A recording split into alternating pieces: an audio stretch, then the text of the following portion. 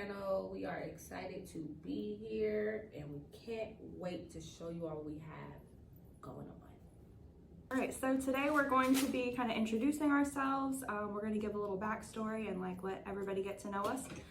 So I'll start out with a couple questions for Ebony. So would you like to tell me about kind of what gave you the idea of PIF? Where did Pay It Forward come from?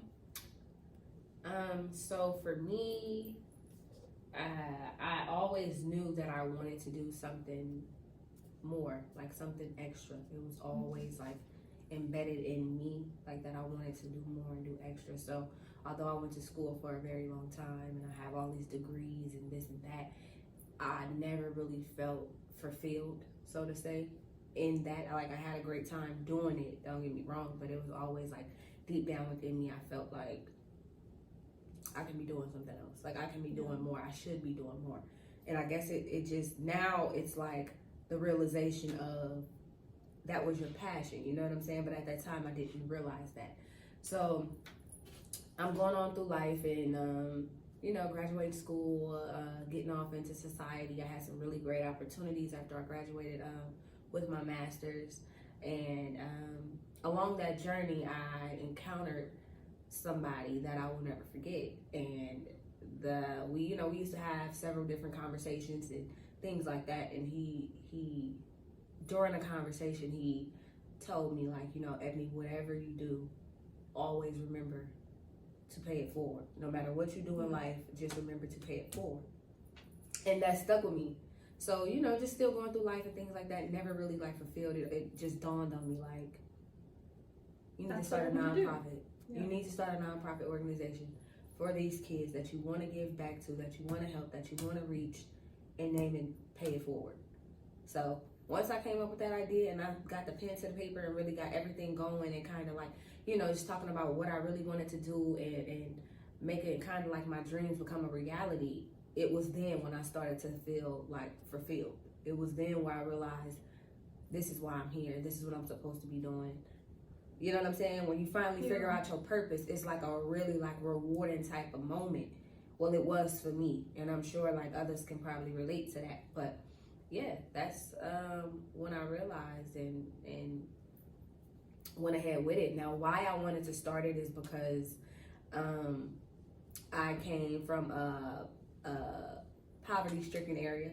I grew up in a marginalized community where we didn't have access to certain things, and I would see a whole bunch of things and things like that. So it always was in me to want to do more, you know, and provide. Once I guess hit a certain like stature in life, it was always like, I want to give back. You know, I don't know how I'm gonna do it. I don't know where I'm gonna do it. I don't know, but it was always inside of me, like, to give back to my community. So that's why I initially started this program. Can you tell me how you selected the team for PIF? Because obviously it's a really big thing to not only start this, but to find like the perfect team that's going to help these kids and be passionate about it. So how did you go about that? So I've always been like very meticulous. So it was no different when I was picking like the team of people that was gonna work with me and work around me. So it was always like, you know, I'm gonna sit back and observe because that's the type of person that I am.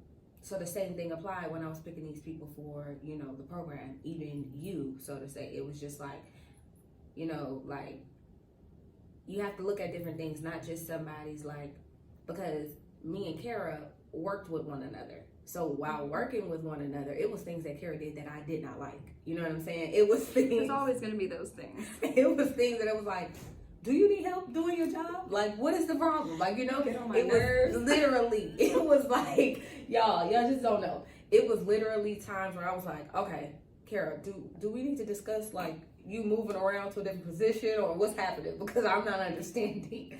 But it was more to that than her just doing a job for me. I noticed different things about her. Like I said, I'm very observant. So although she may have had a struggle in an area where I was like, what are you doing? You know what I'm saying? In a previous position, but I also noticed she's very organized. She's on top of her things. So when we're in meetings, when we're having meetings, she's able to speak to her business. She's able to, you know, kind of get her point across. So I was like, that's a good attribute to have. So although, you know, other areas may have lacked, I seen other areas where she excelled. So that to me stood out. You know what I'm saying? And even with other people, it's about, for me, it's about the passion. It's not always about like, because you can learn how to do something. You know what I'm saying? Yeah. If you're trained properly, or, you know, have those interactions as far as life experience as it pertains to like going through life and helping these kids and things like that. If you have those things, I feel like that's enough to work with. You know what I'm saying? And that's where my whole like mindset was, like creating this program and having those people that will work on side of me. You have to be, you know, committed to what we are doing. This has to touch you like to your core, because if you're not passionate about it, I don't want you on this team. You're not in it 100%. And that it really made it kind of simple to me. And you know, people can talk and say, oh well, you know, I'm passionate or this and that. They could talk a good game, but after a while, you know, their actions have to match what you're saying. And if those actions don't match up, then it's like, no, this isn't working. So for me, it wasn't like I said, I'm very meticulous. So it's not, oh yeah, I'm gonna select you because you're doing this and that. No, let me see how this gonna play out. We're gonna wait and see if you're really passionate. While we don't have any funds, while we don't have this and that, are you still gonna be attending meetings? Are you still gonna be as committed, sending emails? Are you still gonna be as work driven without getting any, you know, commissary, so to say, you know? So it's just like, let's see. And that's how I kind of went about everything, because the people that's gonna be there for the right reasons are gonna be there. They're not gonna fall off. Like if you keep going through a train, people gonna, you know, it's like life. You on the elevator, you go through different stops and different levels. Everybody not gonna stay on that elevator. You get what I'm saying? So it's kind of the same way when I was selecting these people to help me run this program, and the person that was gonna be like my right hand man, and there she is. Here we are. So why, in your opinion, is our work so important? It's because I was once these kids that I am trying to help. You know what I'm saying? And it's like, I wish I had somebody who could have led me, who could have told me, don't go that route. You're gonna have this, and that in front of you. You know, if you don't make sure your credit is straight now, you're gonna end up here, and there. For a long time. Just those minimal things that people overlook in everyday life, like those are key components in marginalized communities that are not being addressed at all. You know what I'm saying?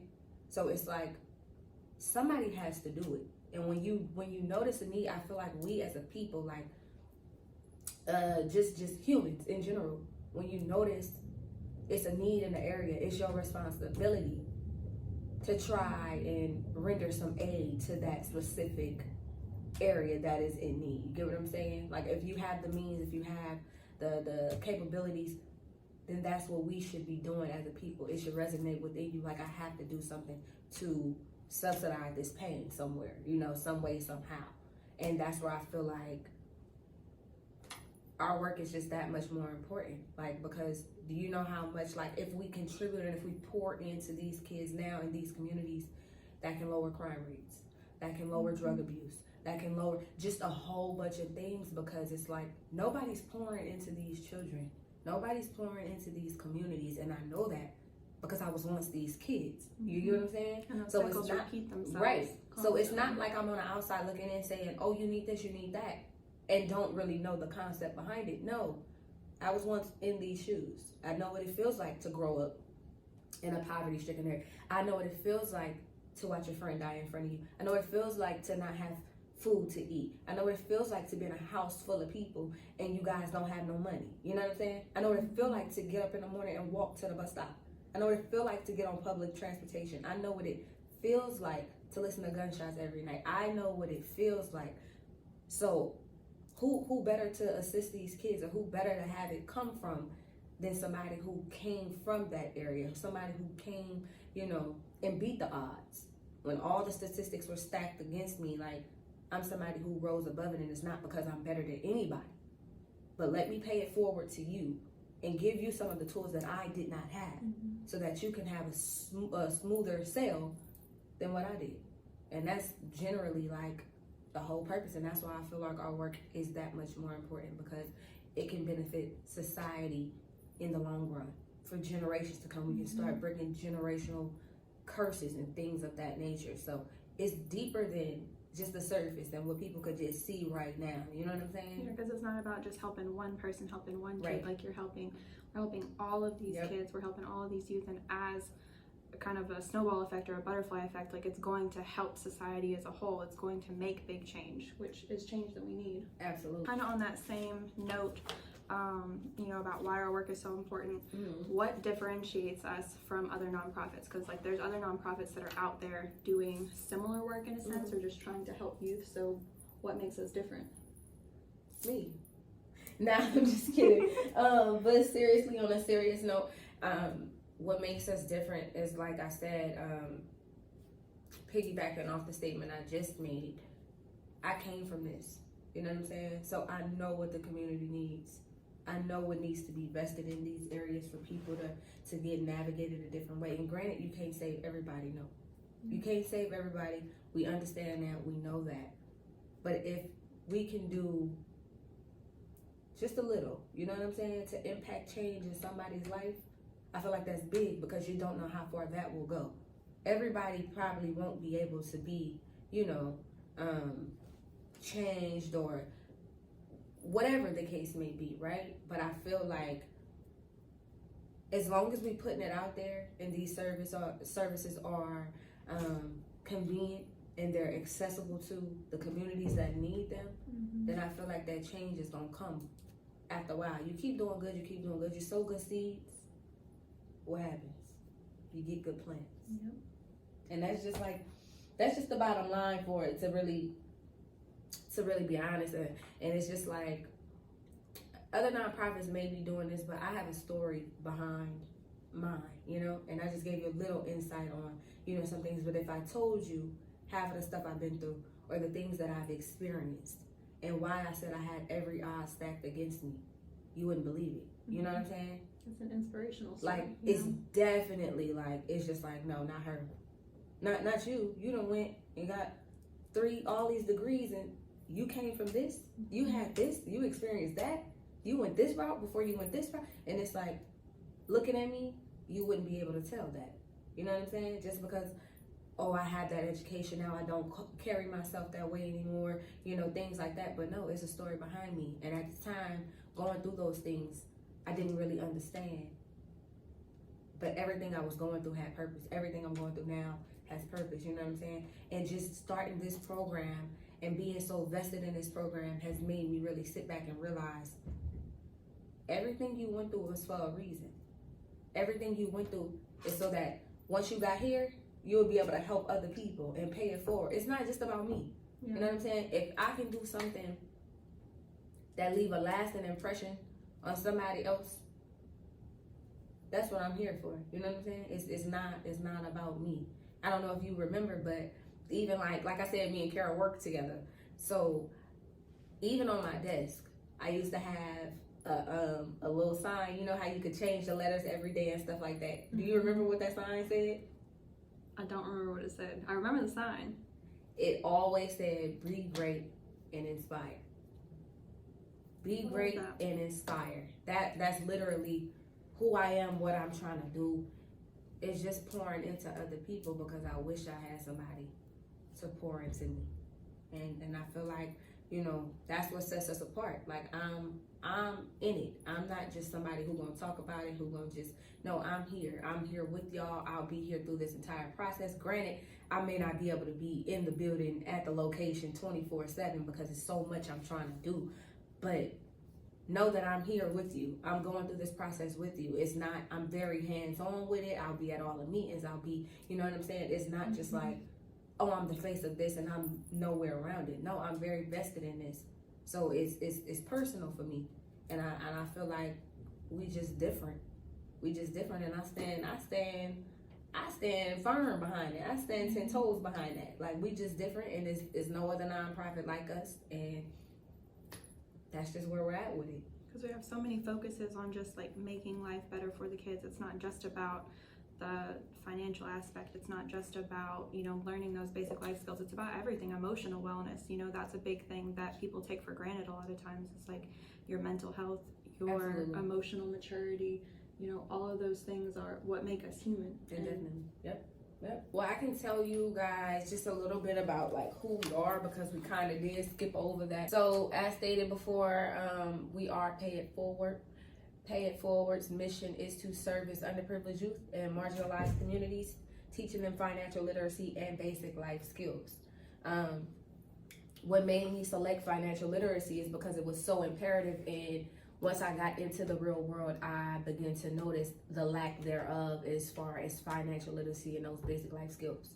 So me, myself personally, and I'm not ashamed to say it because, you know, it's growth. I had no idea what was going on, to be honest, because you grow up and it's like your community is what you know what I'm saying? So outside of that, especially in a marginalized community, because you guys all rally together, especially when you feel already outcast and, you know, shunned upon, it's like, well, I can relate to you because you're going through the same thing I'm going through. We live in this same hellhole together, you know? So it's just like, these are the people you most connect with, but you're not learning outside of the community that you're in, so to say, if that makes any sense. Yeah. Like you're not really growing. You're not really learning. Yeah, you guys are there for each other as far as like, I can lean on you. You understand me because we're going through the same adversities. But it's just like, when I was younger, I was affected at a young age with identity theft. So I'm 12, 13 years old, and somebody already got my social. Using it, a really bad start. Using it for, I'm talking houses, bank accounts, all of this. And it was just like, I don't even know what's going on. You know what I'm saying? I don't know. How can I get a house?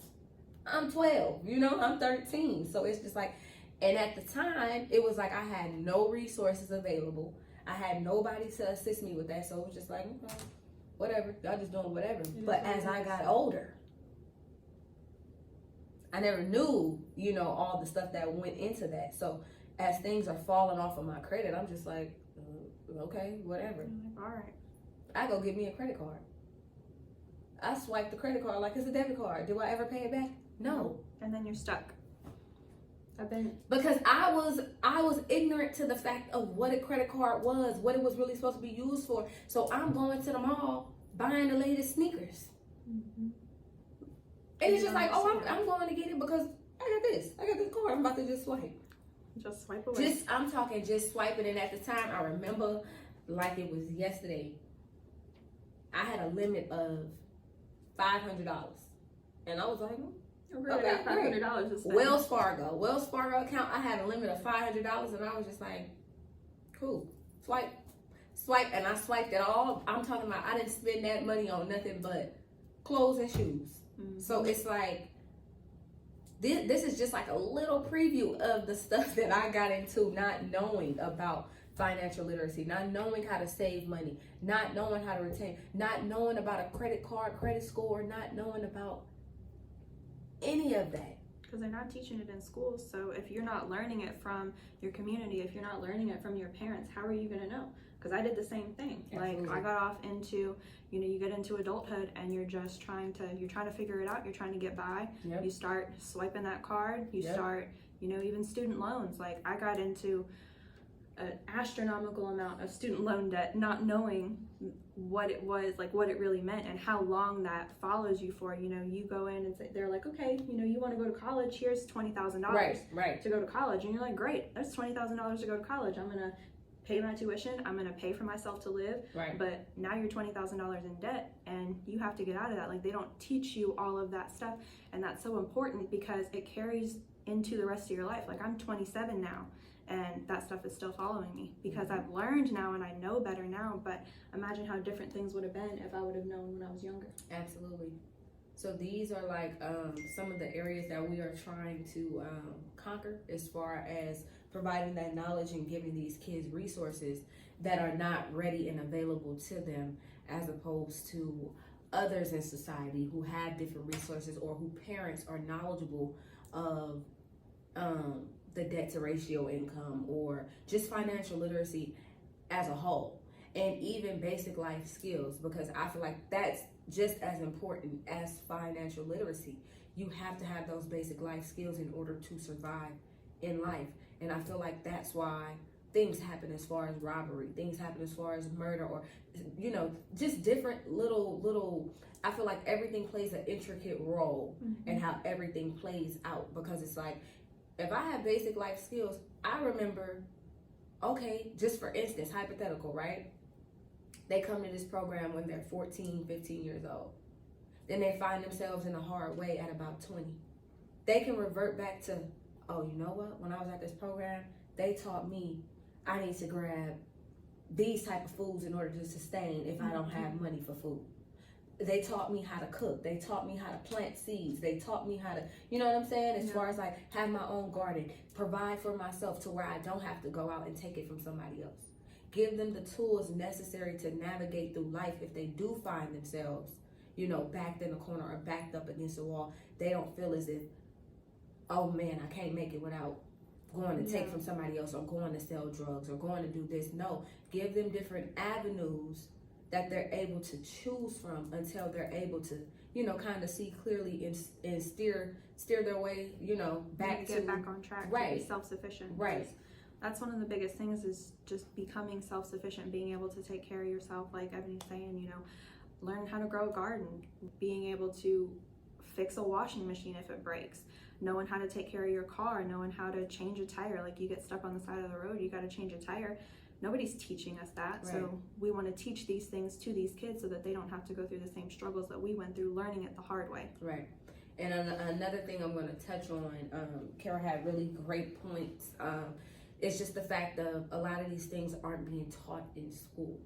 So we get away from it. And this century is so focused on technology. And, you know, we're there, you know what I'm saying, as far as like thriving and things like that when it comes to technology. But that means we're always in our phones. We're a social media generation at this point.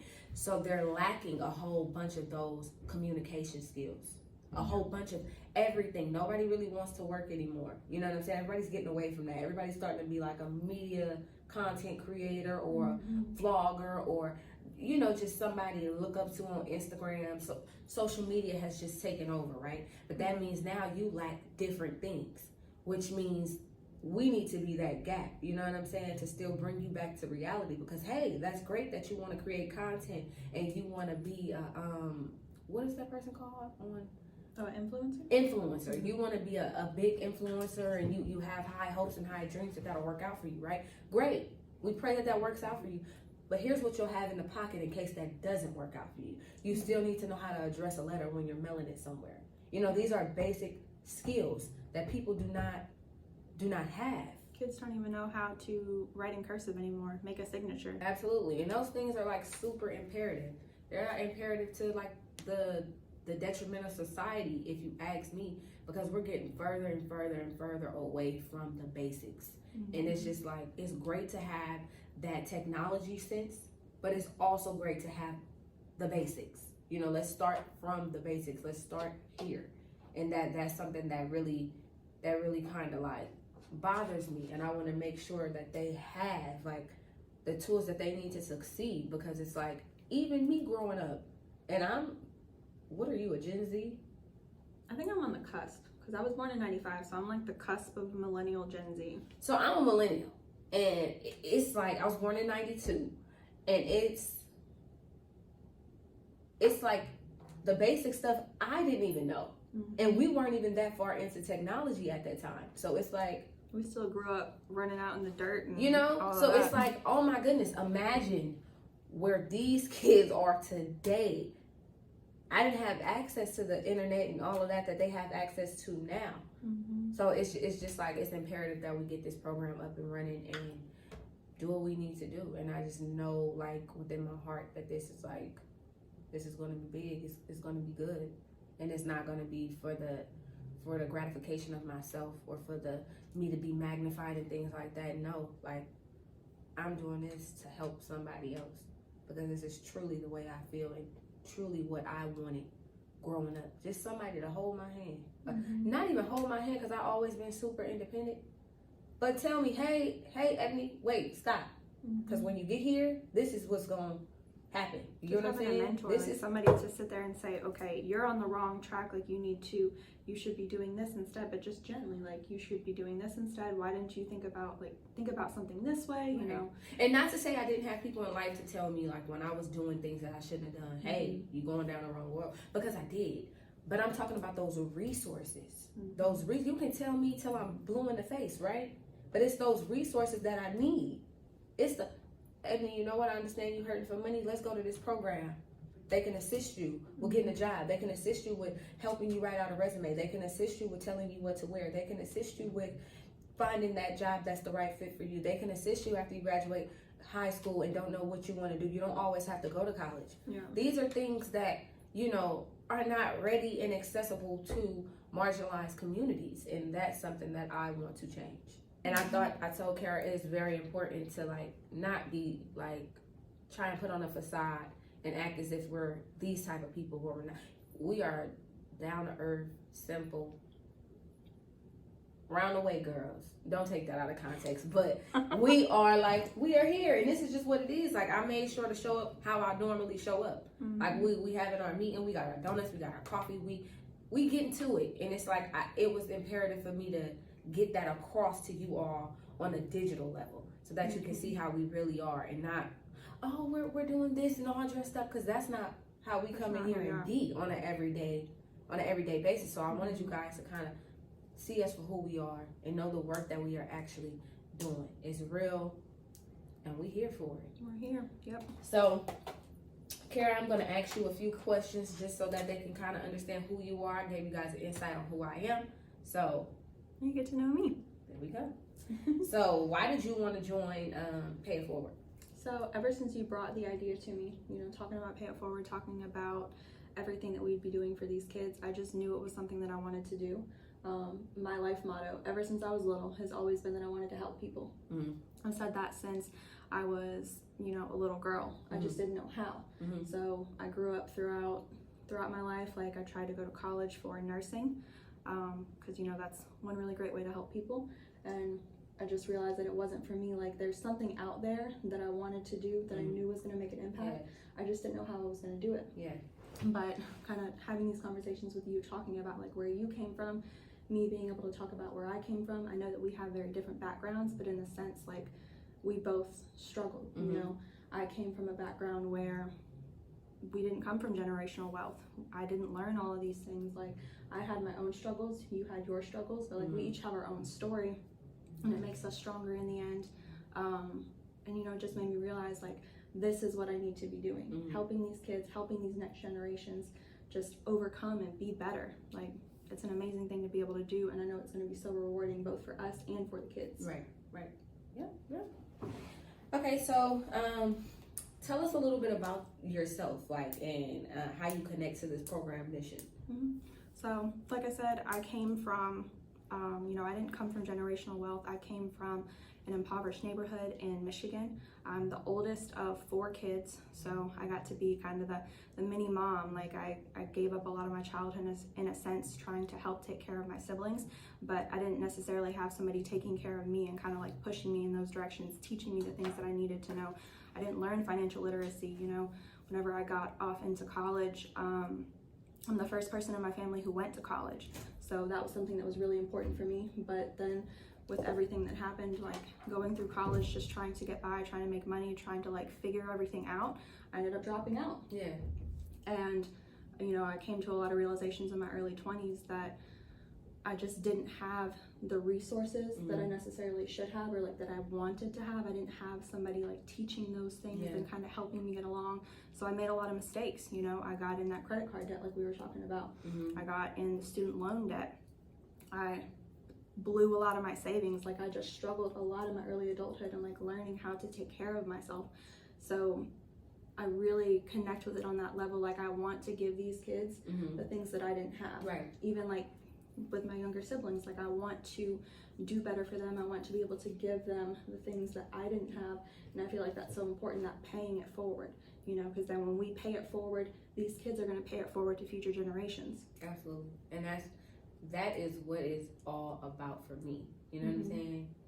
How can we, whether it be big or small, how can we implement that change that we want to see? And that's something that always stuck with me, like going through life, because coming from where I came from, I've seen a lot. You know what I'm saying? As far as like, I'll give an example, like with law enforcement and things like that. It's part of the reason why I majored in, when I was getting my bachelor's degree, why I majored in criminal justice, because I wanted to know, what is it, you know what I'm saying? Because it's a disconnect between the Black and brown community and law enforcement. It is just a disconnect. And I was always like, you know, I want to be the change that I want to see. I want to try and bridge that gap. So what did I do? I went to go study that.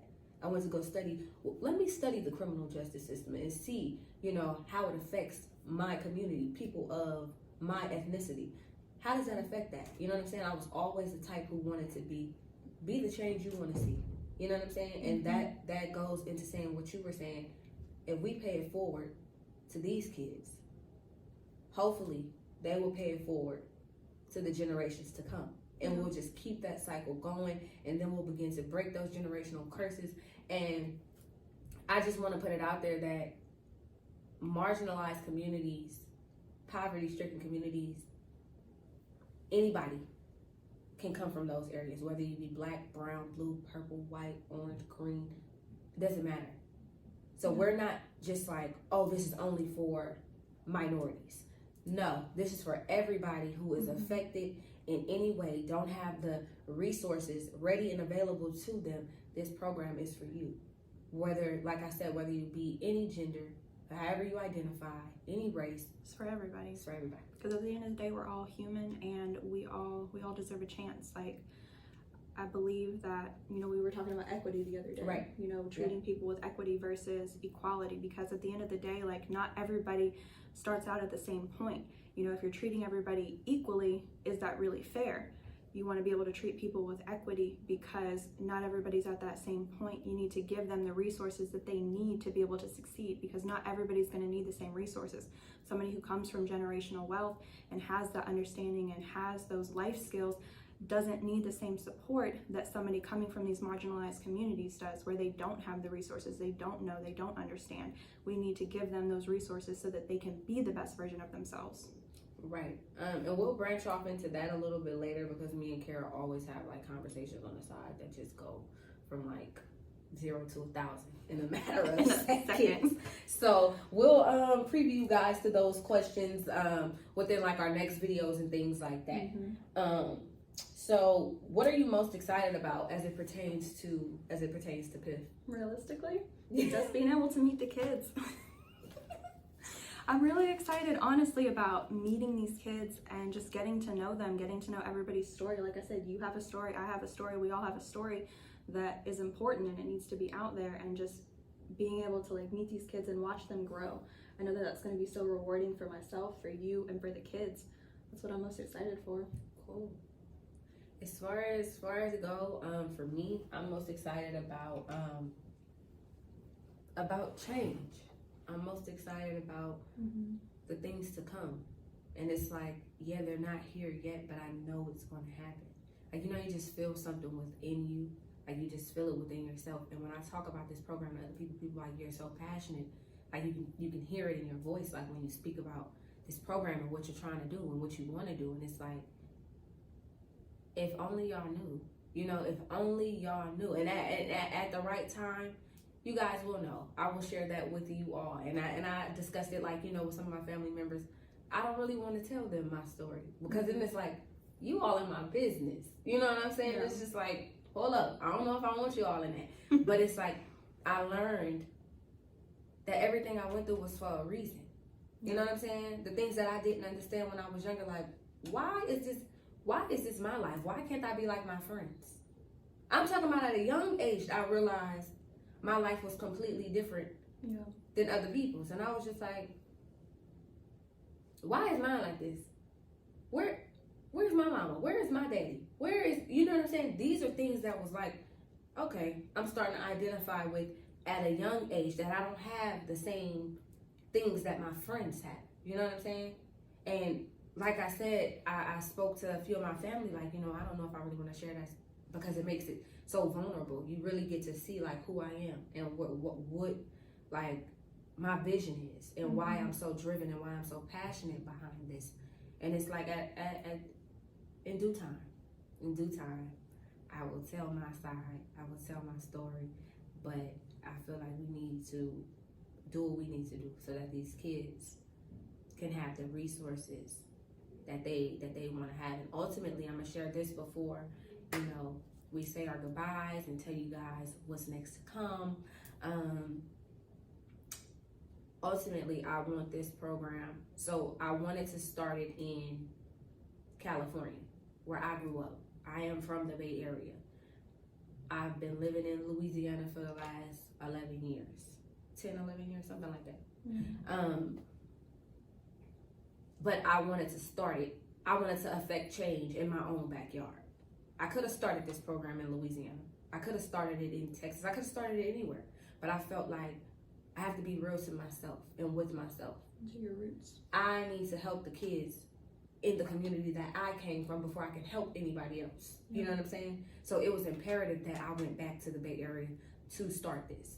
Now, I'm from San Francisco, but San Francisco has changed in totality from when I grew up there.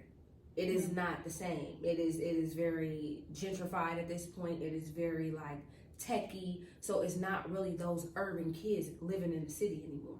Everybody is more inland, which is further east in the East Bay. You know what I'm saying? Yeah, we're the Bay Area, but now everybody is across the bridge. In Oakland, Vallejo, Sacramento, San Jose, Hayward, things like that. So that's why I felt the need to put this program further in the Bay Area, as opposed to, I'm still helping the kids from, my neighborhood, my own backyard, but I wanted to place it where I knew it will indefinitely impact some change or impact, communities on different levels.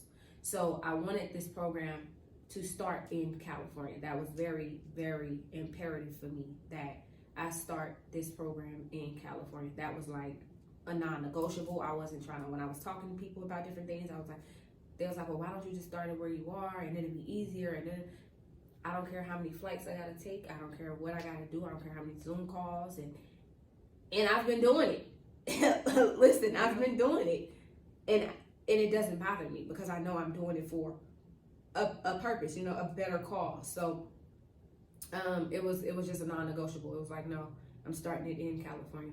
But ultimately, I want to have multiple locations, and I want to be involved at every level. I want to be involved at every level, not overbearing, but I want you all to know, like, I'm here with you. I'm not just that type of leader.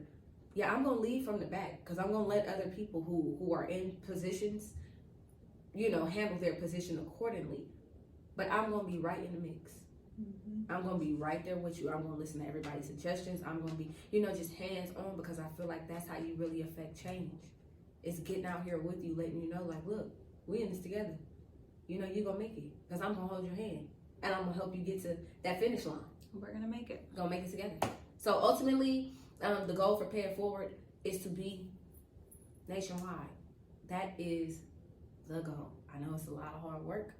Listen, we'll make it happen. So, thank you guys for tuning in. This is a little segue about who we are and what we're trying to accomplish over here. If you guys can like, comment, and subscribe. Tell us what you guys want to hear. Tell us what you guys want us to talk about.